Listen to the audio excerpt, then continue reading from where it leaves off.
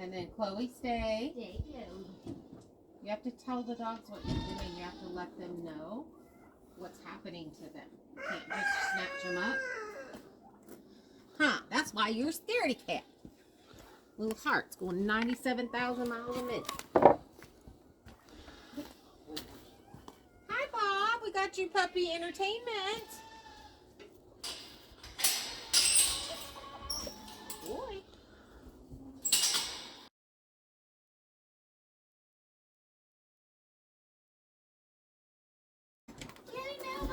Watch out, ladies. Watch out.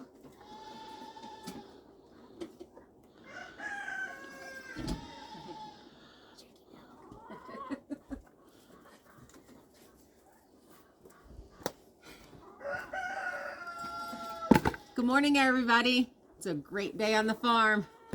First, we're letting the dogs out, and then we're going to go check on those rabbits.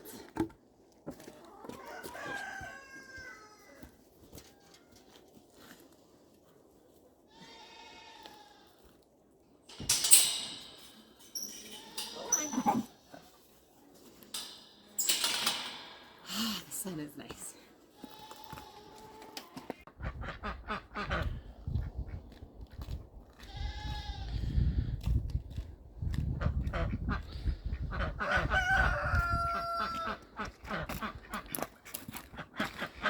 Everything has started to melt, and then it froze last night. So it's a little treacherous out here and starting to get a little bit muddy.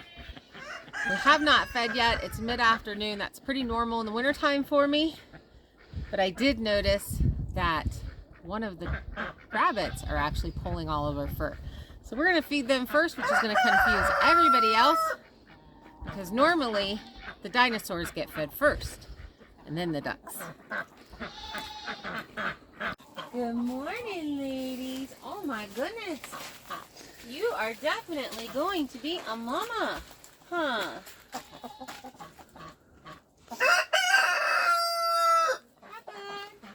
Hi, Pepper.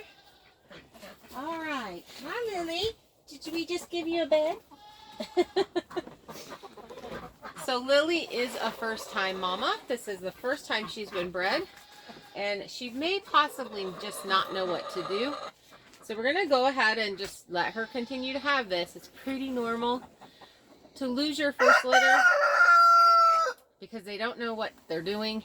And hopefully what happens is she'll give birth and then she'll pull all of her fluff to make them a bed. That is actually pretty common in first-time mamas. So we'll see. I did not bring the gallon jug of water out here. And everybody's got grain. They just need more water. So we are going to come back to these guys. Let's feed the chickens. They get angry if you don't feed them first. They're kind of like Heather. How many of these dark guys do we have left? Right here.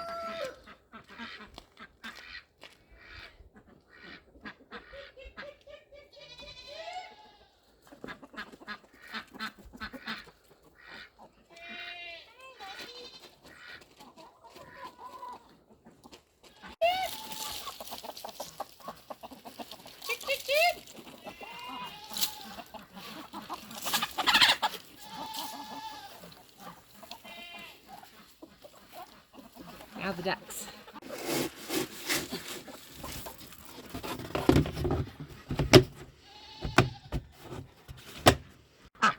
Good morning, Parkalacas. You have so much to say.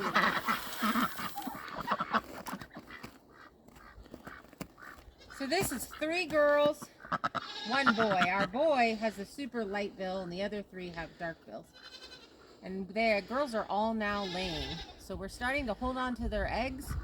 And it's 10 days. You can hold 10 days worth of eggs. And then we're going to throw those in the incubator and get us some meat ducks for this year. That'll be the start. I don't know how many we're going to do. Obviously, they don't all hatch out at a time. When you're incubating them, some won't hatch. So I think I'll do a couple of rounds of baby ducks this year and raise them out instead of meat chickens. I don't really like the meat chicken birds.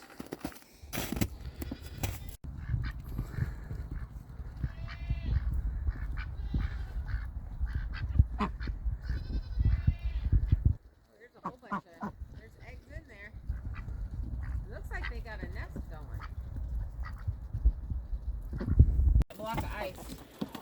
You can't put that much water in. No, don't eat that. So what's happened is we got a really good warm spell and the water bucket got moved outside, so it's exposed to all the cold, and it froze last night. Normally in the wintertime, we bring them water throughout the day. They get what they drink, and then they get to eat the snow and that kind of stuff. Because of this reason right here, there's probably about a 2-inch layer. Ooh, sorry, baby. I was trying to catch that. Sorry. 2-inch thick layer of ice now on the top of this water bucket, which for us is now wasted water because it's frozen. So we have to throw it out so that the goats have something to drink, and it's just going to melt when it melts on the ground. And since we haul our water, that's really not something that we really want to do here. So I think the next couple of days we're just going to have to go back to pouring 5 gallons at a time throughout the day in the water, and then making sure it's empty at night, and then in the morning time they'll get more water. So that is what has worked for us up here in this kind of climate, since we can't do heated buckets because we don't have our solar hooked up yet.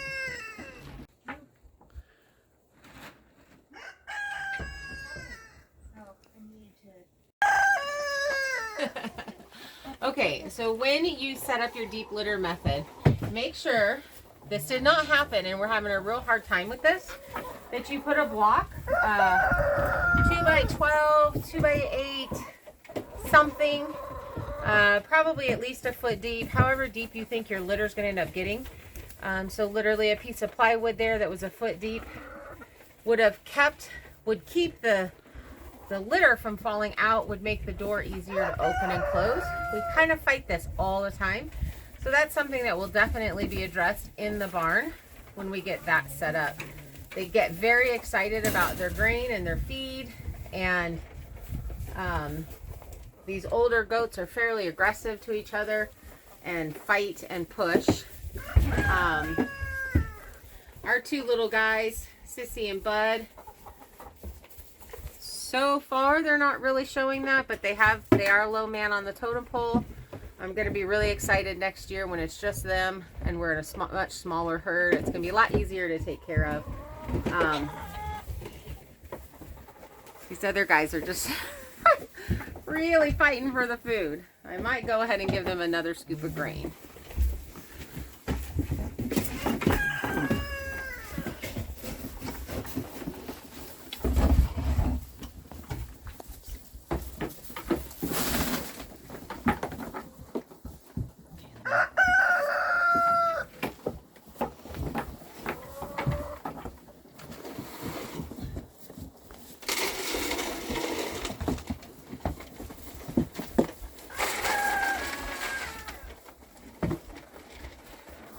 Definitely filling both of the troughs makes a huge difference so that they can spread out. I never have good success when I just do one. We've dropped them down to 1 scoop of grain a day and a bunch of hay. Hi, lady. So they get really excited for their grain.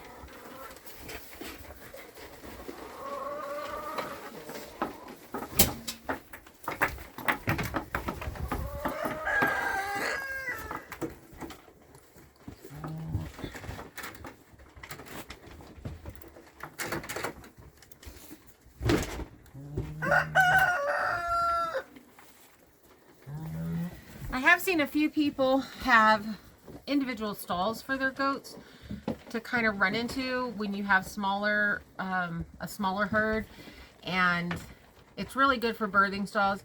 Makes it really nice feeding them when they're not headbutting each other and not being super aggressive, and you can do that with a small herd. And that's kind of my plan in the barn, is to have just individual sections that I can run goats into, feed them, and those can also serve as birthing stalls so that they're separated from the group. Pretty excited. We actually got 8 eggs in here today, and we did pick up yesterday, so maybe some of our other chickens are actually laying.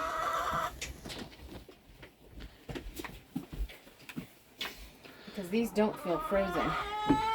So I'm hoping that some of these chickens will actually just start sitting a nest, and we can hatch out some of our Wyandottes. If not, we are going to put some of these eggs in the incubator also. I'd like to get my chicken herd up to probably 15. Not that we eat that many eggs, but we are getting pigs this year, and it will help with their feeding them. So that's kind of a way your animals can help take care of each other with the extra eggs. The pigs love it, and it really helps grow them out.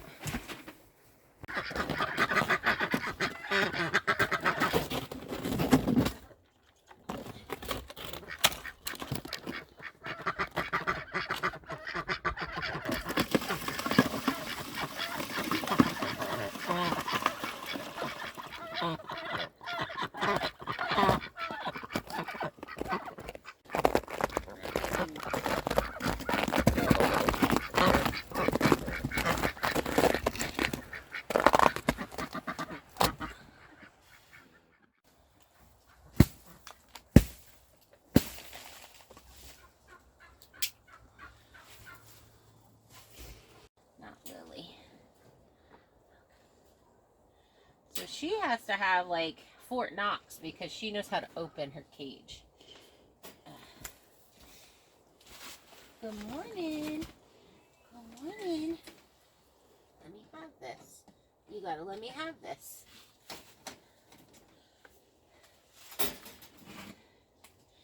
Where you going there, Missy?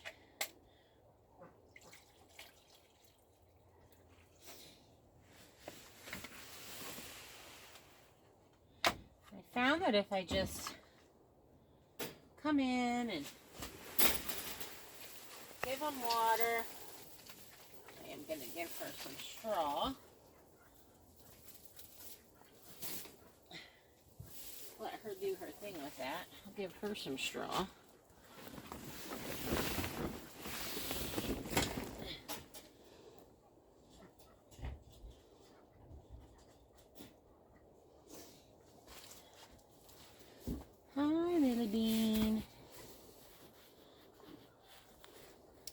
So these little cages, we've had a problem with the hooks that come with it popping off.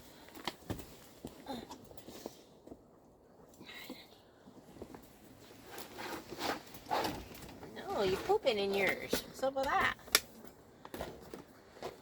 Crud. Sometimes if they're not pregnant and you put something in there like this, they'll just poop in it. And you gotta clean it out if they do. Because you don't want the babies on the dirty litter. And this is usually a first-time mother thing. She's obviously using it as a litter box. So she could be coming inside, Bunny. She got the litter box down pat.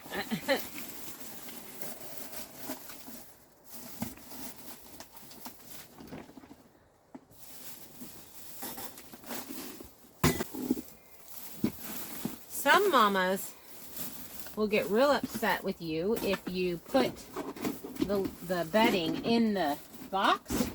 They want to do that work themselves. It's a whole part of the nesting thing. Ebony happens to be one of them usually.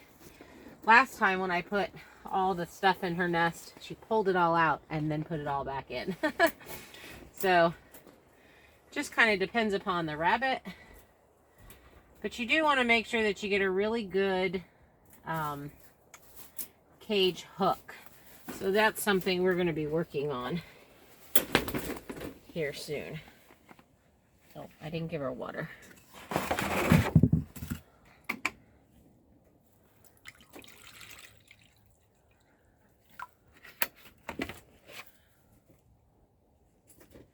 Because this is not my favorite. There you go, hon. Honey bunny.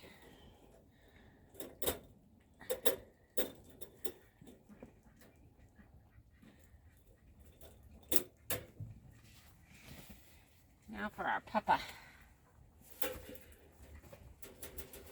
He's a very gentle rabbit, so he has not broken his door, but he does like to pee in his water.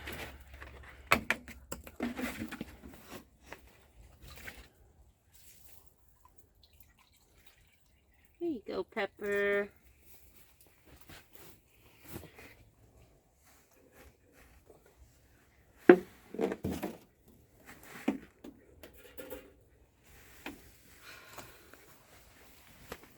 Ebony, why are you eating the straw? You silly girl. Rabbits are really easy, and it's one of the things that I just like about them so much on the farm. They produce a lot of meat. They're very easy to take care of. Once you have your rabbitry set up, it's a very simple project. My goal for this here when we get back from the Hokie homestead will be to get something better for their setup. And I'm kind of debating on setting her up a pen for her and the babies, because we know she's going to have babies because she's nesting. She's doing all the right things. So she can have a bigger area to be in. I'm just concerned about the owls, because we do have them and they will pick off the babies. So even though this is really small, it is probably the safest for her and for the babies. But we will be doing something different. Probably a colony type pen, and then also some cages set up in a different area. I love being able to collect the manure to put on the garden because it's great for it. So that's about all I have for you today. This is just our morning chores. I do have to feed the goats hay, and then that's pretty much all I've got. And then we're going to be heading over to the build.